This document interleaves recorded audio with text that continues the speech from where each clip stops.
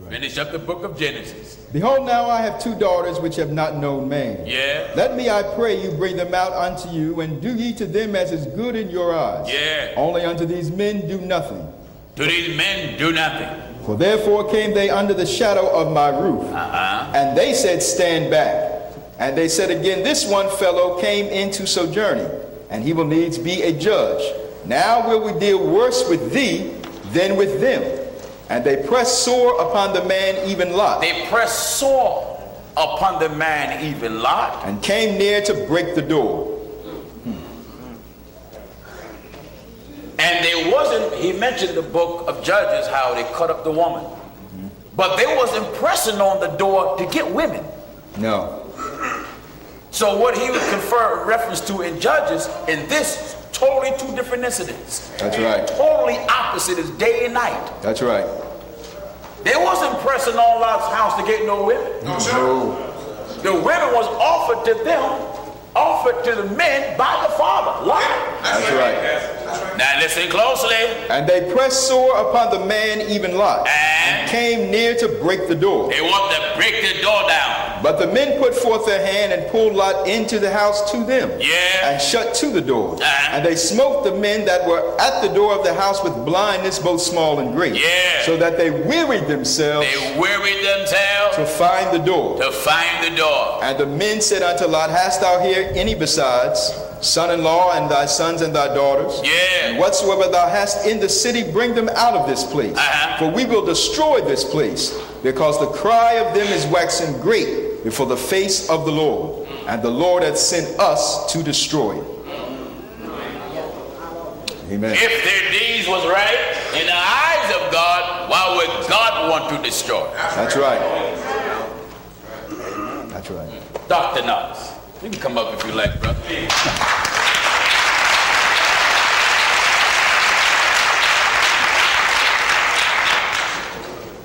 Why do you feel as though that this wasn't dealing with homosexuality? Well, Brother Pastor, it's clear that there is tremendous sin going on here. No question about it. And that it is about sex. And it is about dishonoring people through sexual activity. That is so clear. There's no way to read the passage and not hear that. But what it is not about is a loving relationship between 2 people who God has, for whatever reason, and genetics may be involved, we don't know what causes this to happen to people like me. But I can tell you, what I feel for my partner is not a desire to humiliate him in the public street. That's what that story is about. So you're saying it's all right to have same sex relationship when you're married, or? Yes, I believe that there should be commitment, and you know, my community really needs to wrestle with this. Nobody, you will never hear me say that we should be indiscriminately casting around sexual favors, because every time you do, you give something away that you don't get back. All right. It's valuable and precious. God intends it that way. So you say that God, your desire towards your male friend is the will of God then?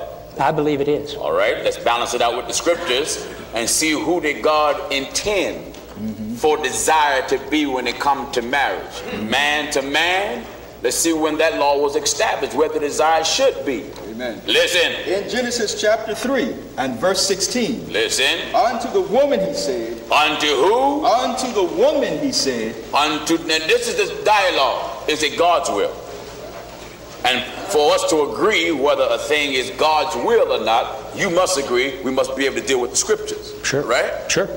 And so the only thing that would justify you today certainly would be the scriptures. Let me back that up. Yes. Let me back that up a step.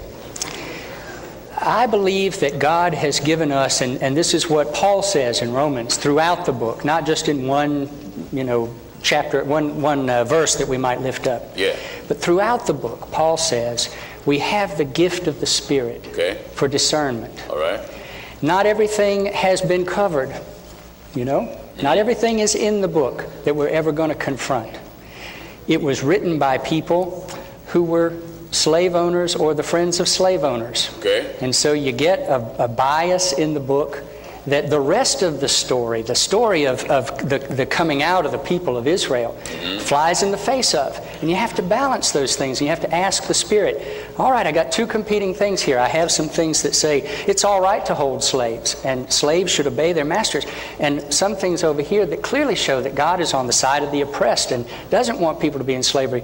And at that point, when the book is not so crystal clear, one has to listen to the Spirit. All right. And I think that's more important than jumping from text to text and saying, this is the law and we got to stick with it. Okay, so you say let's listen to the Spirit. How do we hear the Spirit? We certainly hear it through study and prayer, but also in the congregation. Does the Spirit of God bring us anything that contradicts what's written?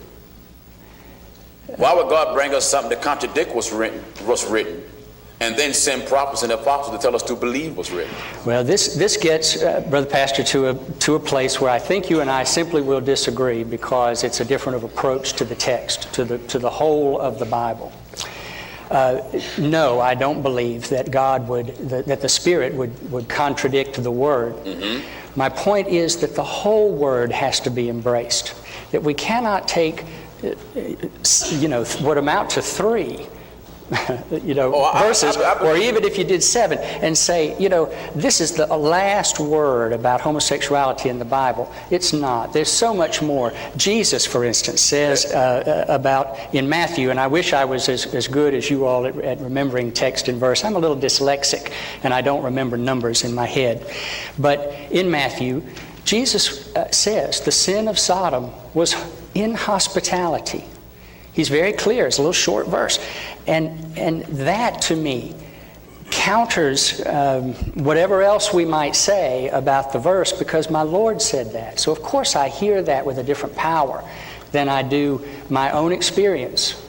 But it is clear that that's the issue in that text. What Jesus was saying, that the problem of Sodom and Gomorrah was they wasn't showing hospitality.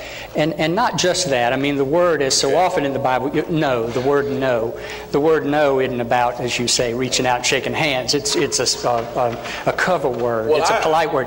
But what Jesus says is the people of Sodom were so mean and so disrespectful that they deserve to be destroyed. Well, and that, I think, is the issue. Well, I agree. They were mean and they were disrespectful, but did they not manifest their meanness and their disrespectfulness and not being hospitable by surrounding the house of one of those men? Wasn't that mean and disrespectful? It was mean and disrespectful, but let me put it more clearly, but delicately. I don't want to be vulgar. Oh, well, you can be as sharp and as raw as you like. Yeah, but I don't want to be too much.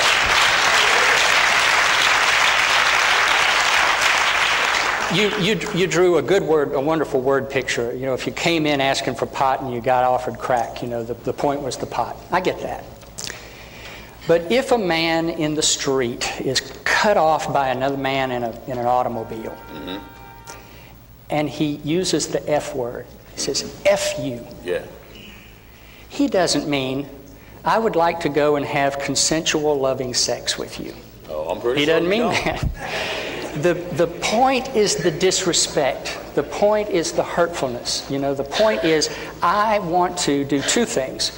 One is to have power over you. I wish I could have made you not do that, I feel powerless, and so I'm going to say, I want power over you. And pushing a man down and penetrating him makes him powerless in a significant way. If it's a matter of rape. Now, if it's a rape. Right.